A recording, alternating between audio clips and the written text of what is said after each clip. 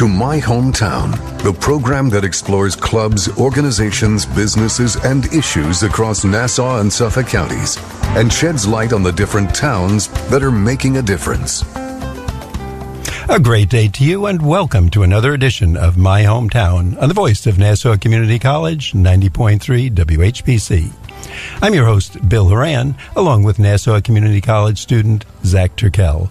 And our special guest today is Ilan Danieli, the founder and CEO of Priciple, a cancer diagnostics company focused on battling the devastating problem of cancer misdiagnostics. Ilan and his team started Priciple in 2011 after observing the catastrophic results of mistakes made in diagnosing cancer. This is a problem that, while known to most players in the industry, is largely unaddressed, resulting in as many as 1 in 5 patients being misdiagnosed in various cancers. Priciple finds that unacceptable. Pricipio's mission was achieved by establishing a platform that matches up the patient's biopsy with the right academic experts within its network to ensure the right diagnosis is achieved. Priciple works with experts from premier academic institutions such as Yale, the University of Pennsylvania, and Harvard. With its full-service clinical laboratory, as well as an extensive research and development team that has developed numerous technologies to more accurately diagnose these diseases. Priciple has helped thousands of patients obtain the right diagnosis. Ilan, welcome to the show. Thanks for having me. We really want to talk to you. Now, why are so many patients being misdiagnosed? That sounds amazing today. It is. Like any complicated problem, there's never a simple solution. And so we think of 3 things that cause patients to be misdiagnosed. Number 1, cancer is a complicated disease, and we are just discovering its complexity. The second factor is, the purpose of diagnosis is to direct clinicians to treatment. As more treatments evolve, that widens the options of treatment and makes it more complicated. The third factor is pathology expertise. Unfortunately, with the movement of cancer as a more and more complicated disease, the field of pathology has really not moved at the same pace. Many pathologists are generalists, and that's a sort of an economic requirement in this industry. And so we find that oftentimes the patient biopsy is not well matched to the right expert to arrive at the right diagnosis. Zach? Well, approximately, Ilan, what percentage of cancers are misdiagnosed? Is it a huge number? What is it exactly? It's a tough question. The true answer is we don't know, because many patients get diagnosed, they get treated with the disease, and unfortunately they die. Yeah. And one might never discover that they were actually originally misdiagnosed. It varies widely between the different types of cancers. The simpler cancers probably have a lower level of misdiagnosis. Breast cancer, colon cancer are typically diagnosed correctly. One of the types of cancers that we focus on are blood-related cancers that are very complicated to diagnose, and therefore there is a higher rate of misdiagnosis. Some studies say as much as 20 to 25%. Now, I know whenever I go to the doctor, maybe sometimes I have a common cold, but maybe one day it'll be a stomach virus and they misdiagnose me. That happens all the time, but this is a much different situation. That's absolutely right. Yeah. And Ilan, am I correct? Before the show, we were talking, and I think you said when you give talks, this is of course informal, and ask people in the room how many people know someone or in their family was misdiagnosed by cancer. You sometimes get as high as 50% of the hands going up. Yeah, you know what? It surprises me every time how many patients or their friends or relatives have been touched by this. This is unfortunately quite a broad phenomena, and that's part of the mission of our company is to stop that. So to our listeners, I mean, obviously the most important person is your loved one, your friend, your neighbor, your child. So if you're hearing this, if 50% is the number Ilan's getting when he gives a talk, if you've felt maybe you should get that second opinion, this may be some information you want to take down as we go through the show and to help that person, or who knows, 6 months from now it may be you that needs it. Are there certain types of cancers that seem to be more prevalent in the misdiagnosis group? Yeah, there are. So the more complicated the cancer, the more types of subclassification of the cancer, the harder it is to diagnose. So for example, one of the types of cancers we diagnose is lymphoma. There are close to 100 subclassifications of lymphoma. And And so imagine for a second what kind of an expert you need to be to distinguish when you're looking at a slide with patient cells to really be able to identify which type of cancer that is within 100 types of lymphoma. That's not an easy task to accomplish, and you really need to be an expert with a lot of experience to figure that out. Now, is that lymphoma? Is that a skin cancer? Is that no? Lymphoma is a cancer of the lymph nodes, which is part of the blood system. Okay, yeah. So that's the most complicated. So if someone's that's hearing one that, of the most, yeah. Lymphoma is definitely one of the most complex cancers to diagnose. I would assume skin cancer is probably one of the most easiest to diagnose. Probably, yes, that's correct. And I've heard also it's one of the most treatable as well. Isn't there a huge rate of survival after skin cancer? Isn't it one of the most treatable cancers? It is. Part of the reason is one of the biggest contributing factors to success in beating cancer is early diagnosis. Mm-hmm. And of course, if you're paying attention and something appears on your skin, you're going to notice it. Yeah. And then if you take the next step, which is going to the doctor to get it checked out, there's a higher chance of picking that up early versus a cancer of an internal organ, which of course isn't visible. So is this a well-known phenomenon? Do doctors know that there is a higher chance of being misdiagnosed, like you said, with lymphoma and other complicated cancers? Do they know about it? I think it is a well-known phenomena. I'm not sure that the medical industry grasps the magnitude of this. We come across doctors all the time. They're our customers, and some of them, the minute we talk to them about the problem, they're like, yeah, we know this is an issue. Some will take the approach of not in my backyard, which is sad and concerning. Right. But most people, I would say, are certainly aware that this happens. Can we get that list of the doctors who don't want to participate? I know a lot of malpractice attorneys would love to know their names, because this actually seems like a great thing for the doctors, though. Right, yeah. Because it would be a double protection for them, that if they say A or B, you confirm it, or if not, you save them from falling into a trap, and of course save the person a lot of anguish and upsetment and pain, etc. So I would think, but I guess there's that. But Bill, you got to realize that it's more about the money. Sometimes yes, some doctors care about the money more. That's why we have you here, and you're alert to that. No, I mean you brought that up, and right, exactly. Sadly but true. Right, Ilan, can you tell us if someone's hearing this now, our audience says, "Oh my God, I want to know more about this." The company is called Pricipio, Precipio. Where are you based? Where can they find out more? Website, phone number, etc. Sure. So our company is based in New Haven, Connecticut. Our website is www.precipio, PRECIPIO.dx.com. And our number is 203-787-7888. You can call us anytime, and we have people 24 hours around the clock who will help you get the right diagnosis. And because this is so important, if someone's hearing this and saying, oh my gosh, I have to run into a meeting, we're going to be giving this information again in other parts of the show. And if you miss it throughout the show, you can always listen to a podcast of the show at nccradio.org.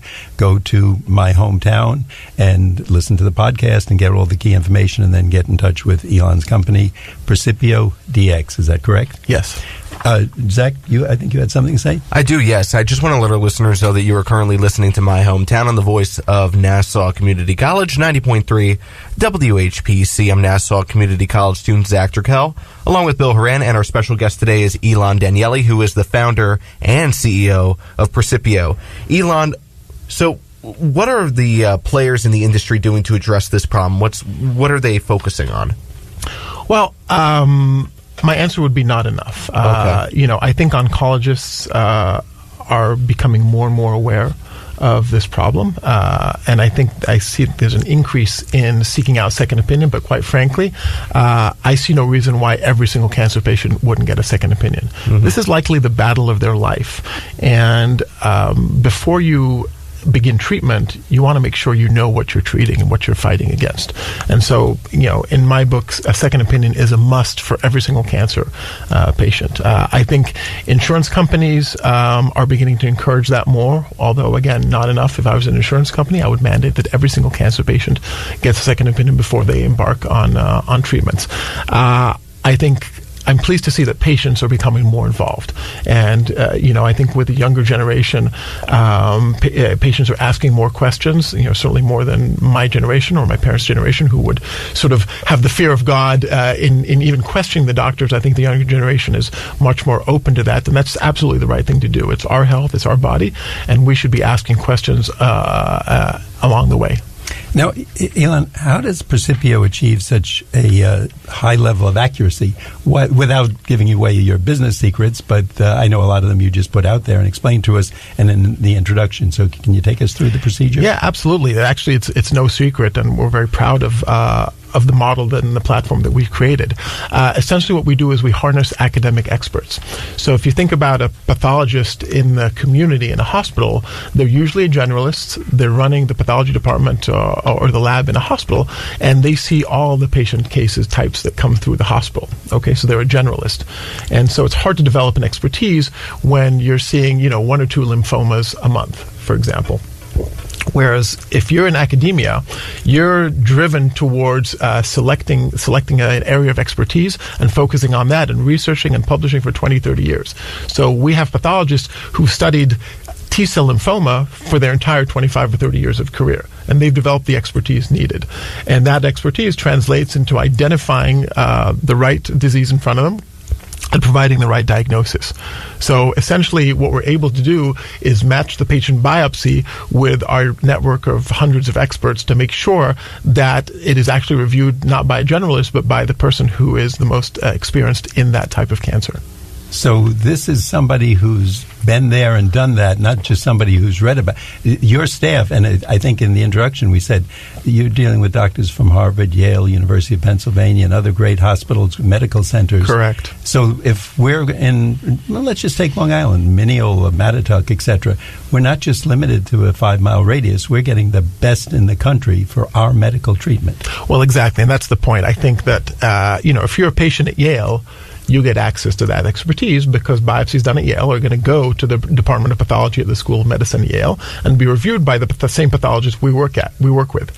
However, if you live 10 miles down the road and you're not part of the Yale network, that's it. You're out. You don't have access to that expertise. And I see no reason why any patient around the country or around the world shouldn't have access to the same expertise that the patients who are in the Yale hospital system get. That's a good point. You use the word world. I'm thinking just United States, somewhat local area, East Coast. Is this open to anyone around the world? Absolutely. We our furthest away customers in Singapore, and we receive biopsies from all around the world. Patients around the world are concerned and want to make sure that their diagnosis is correct, and we have that network of experts that can help them. So wherever a biopsy comes from, as long as the paperwork is in English and we can translate that, we're good to go. I'm sitting there with my mouth open because I would think, if I was diagnosed with cancer, why wouldn't I want this?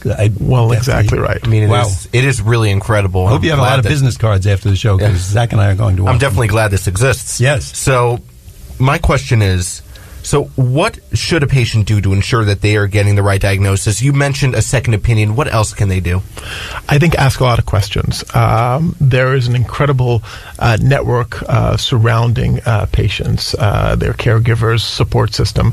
And, most patients typically undergo a bit of a shock at first, which is, of course, very understandable. Right. But then they roll up their sleeves and they have their family and friends around them and say, okay, we're going to beat this thing. There is a plethora of information out there, sometimes hard to get your hands around, but most patients jump into that stage and begin to learn about their disease and inquire, speak with people within support groups who have been through the same thing, and I think that's a wonderful set of tools to help patients beat this disease. And what are some of the obstacles that stand in the way to a patient ensuring they really get the right diagnosis? I think for the most part, we see a lot of fear. We see a lot of, and understandably, a patient's been diagnosed with cancer. This wall's been dropped on them, and they're terrified.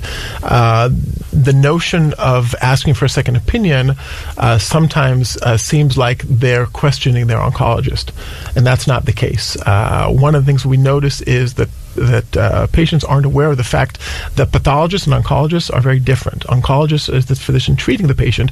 A pathologist is the one diagnosing the patient. Oh, okay. I was going to ask that question. Yeah, so it's sort of a behind-the-scenes part that really isn't visible to the patient. So when you're speaking to the oncologist and saying, listen, I'd like a second opinion, you're not questioning their capabilities. You may be, at best, questioning the pathologist's capabilities and the ability to get the right diagnosis, and there's nothing wrong with that. At the end of the day, it's my health, it's my patient, it's my body. body, and I want to make sure we're getting it right. So I think, part of the obstacles is fear of, the quote, calling someone's baby ugly. And I think people should, I appreciate seeing patients get over that and say, you know what, I'm going to be a little more assertive, and I'm going to demand that I get all the services that I need in order to make sure that we're beating this. We want to know more about this, but at this point in the show, it's time to take a break. I'd like to let our audience know that I'm Bill Horan, along with Zach Turkel. Our special guest today is Ilan Danieli. He is the founder of Priciple, and he's telling us all about cancer misdiagnosis. You're listening to My Hometown on the voice of Nassau Community College, 90.3 WHPC. We'll be right back after the break. 1 in 3 adults in America have pre-diabetes, but most don't know it. To let people know it can be reversed before it becomes type 2 diabetes, professional basketball player Julius Randle is doing everything in reverse. I'm only dunking with reverse windmills. I drove the whole way to practice in reverse. I don't recommend it. This move's called the reverse shuffle. I do recommend it. And it took me months to learn how to speak in reverse, like this. Years 10 almost for diabetes type 2 with living then has mama. In other words, my mom has been living with type 2 diabetes for almost 10 years. So together, we want to say to the 84 million Americans at risk, exercise and healthy eating can help reverse prediabetes. Start by taking a simple 1-minute risk test at doihaveprediabetes.org. Brought to you by the Ad Council and its Prediabetes Awareness Partners. My Hometown is made possible by Herald Community Newspapers. For more local news, visit liherald.com. Got a story to tell? Call 516-569-4000. WHPC. And now we return to My Hometown. Welcome back to My Hometown on the voice of Nassau Community College, 90.3 WHPC. I'm Nassau Community College student Zach Turkel, along with Bill Horan, and our guest today is Ilan Danieli, who is the founder and CEO of Priciple. So, Ilan, why would doctors and hospitals be open to a second opinion? Very simple. There's absolutely no downside to that. There's no cost. And at the end of the day, I believe that doctors and hospitals are interested in the patient's best care. And so having a double check before we embark on this journey of battling cancer can only help ensure that there's a good outcome. Are patients getting more active? Are you seeing that? As you said, our parents, if Dr. Jones said this, Dr. Jones said it, or Lawyer Smith, but are they getting more active in the field today? Absolutely. Younger patients, and less young patients, are getting more active. It has become more acceptable to question the doctor, to ask questions of the doctor, and demand the best for their care. Ilan, just so our audience, we want to give this a few points in the show. If they're hearing this and saying about misdiagnosis of cancer, someone in the family, or maybe, and hopefully not, but in a few months it might be them, what is the information they should be taking down about Priciple? How would they get in touch with you? How would they find you? What's the next step? Sure. The easiest way is to call our customer service number, 203-787-7888. We have people 24/7 who will guide them through the process of obtaining a second opinion. We connect with their oncology office, obtain the necessary materials, and get it to the experts so they can get the right answer. So kind of you're just a telephone call away. That's right. And is there a website they should know about too? There is, www.precipio.dx.com. All the information is there as well. And just DX after the word Precipio.com. Yes. Easy enough. Okay. So, Ilan, explain the process of how Priciple provides its services to patients. So if a patient reaches out to us and wants a second opinion, typically there'll be a requisition form that has to be filled out by the physician with the patient information and their clinical information, etc. That comes to us, and with that, we reach out to the original diagnosing lab to obtain the patient material, the biopsy slides, and ancillary information. That is shipped over to our lab, where we process it and put it in front of the expert pathologist. So we look at the information and say, okay, this is going to be something that is in Dr. Jones's expertise, and so we put it in front of Dr. Jones to evaluate the biopsy and write up a second opinion pathology diagnostic report. That's returned to the oncologist, and now the oncologist has that expert second opinion. And Ilan, I think you said this to us before, but I just think it's very important. If someone is hearing from that relative in Europe, South America, Canada, or Asia, and getting kind of sad news about cancer, etc., you have international patients. It's just getting it into the English language, which is basically a translator. So you could be handling patients and getting a second opinion for anybody, any place in the world. They can be having the finest in universities and doctors speaking on their account. Correct. Yeah, we routinely receive cases from overseas. Most hospitals today, if they don't translate, they already issue reports in English, so that's rarely a problem. And the rest is a FedEx package away. Wow. And nothing of it needs to be temperature controlled or anything like that. So just put it in a FedEx envelope and send it over to us. It's pretty easy. So, Ilan, if a patient receives two different diagnoses, which happens very often, how does the patient know which one is more reliable? That's a great question. So keep in mind, the patient is surrounded by a team, and heading that team is the oncologist. So the oncologist is probably the best trained and in the best position to make that decision. It's important to realize that pathology is a sampling process. Okay, we receive a biopsy that's a sample of the tumor, and we make a call based on that. The oncologist sees the patient. They see their physique, they see the color of their skin, they see their blood count, and all the other information, and they put all those pieces together. The diagnosis is a significant part of that, but it completes the picture. So at the end of the day, the oncologist is likely going to look and say, okay, you know what, this makes more sense. Now, Ilan, what type of timeline are we looking at? Let's just say it's the 1st of July. We'll put them right in the middle of the year. Mm-hmm. Are we talking about days, hours, months, years? Typically within a week. A week? Wow. Yeah, typically within a week, sometimes even less than that. It really depends on the complexity of the case, but for the most part, I would say it's I can't get to see my doctor for 3 months, and we can get a second opinion from the best people in the world. It's incredible.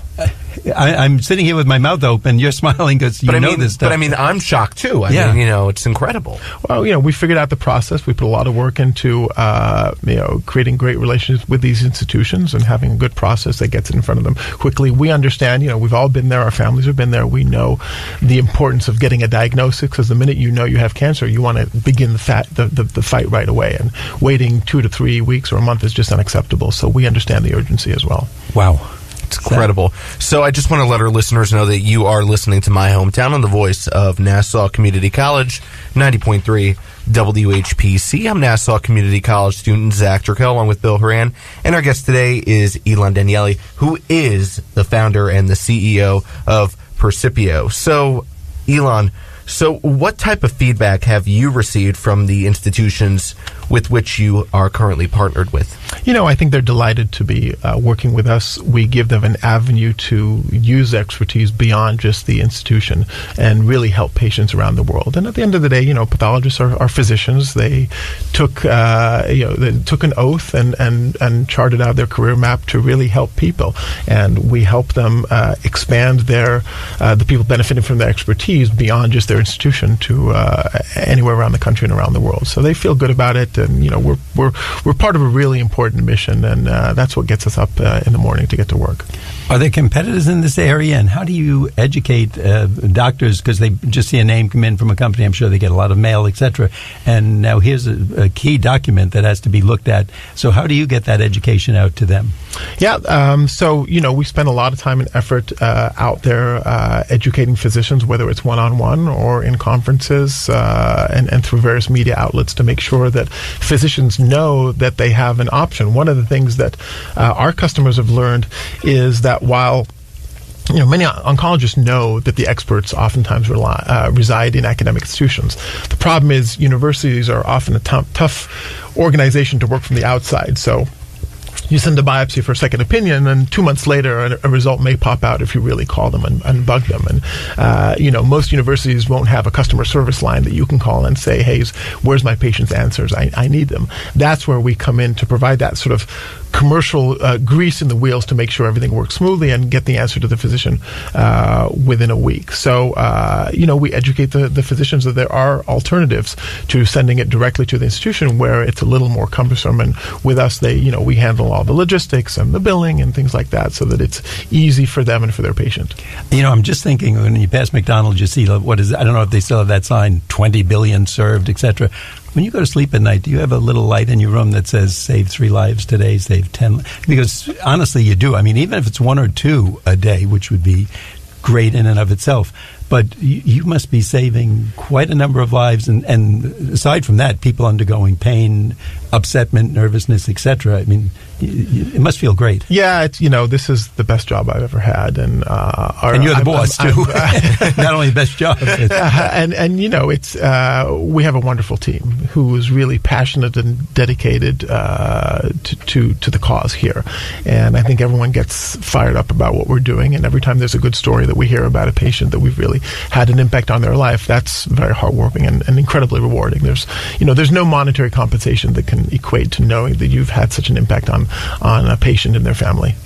On behalf of myself, Zach Turkel, Jim Green, our producer in the room right directly across from us, thank you, and I think you should give yourself a raise. And a bonus too. So no, it's a great job. I mean, sincerely, you're saving lives, and sometimes we don't realize that position. But just what one family the relief when they know that maybe there was a misdiagnosis or someone was tired that day or the end of the day or something. What a great job! So hats off to you and thank you, and the staff. And by the way, I should add, it's not as if we're looking for the mistakes. We've had numerous cases where we confirm the primary diagnosis, and that's great. Because you know what, now the oncologist and the patient, their family say, okay, you know what, we got it right. We know what this is. Let's go beat this thing. Yeah, now you know the direction. Exactly. So, oftentimes people think that we're looking to stir up the mess, and that's not the case. We want to make sure the patient has the right diagnosis. And you know what, if the first one got it right and we confirmed it, that's all the better. That's a much better outcome that we're happy with. And that gives us, us meaning the patient, confidence too, that going forward we're doing the right thing. Like Correct. Maybe he was right that day, she was wrong. No, we know it now. We have that second opinion. Correct. Definitely does. Ilan, what key messages would you like to leave the listeners with? Be active. Be active. Be demanding. Don't be shy. Don't hold back. This is your body and your health, and everyone should expect and receive the best. And there are ways to get that. And Ilan, I guess anybody calling your company can say, I listened to Ilan Danieli, the CEO, and your boss, whoever they're talking to on the phone, and he says to call you.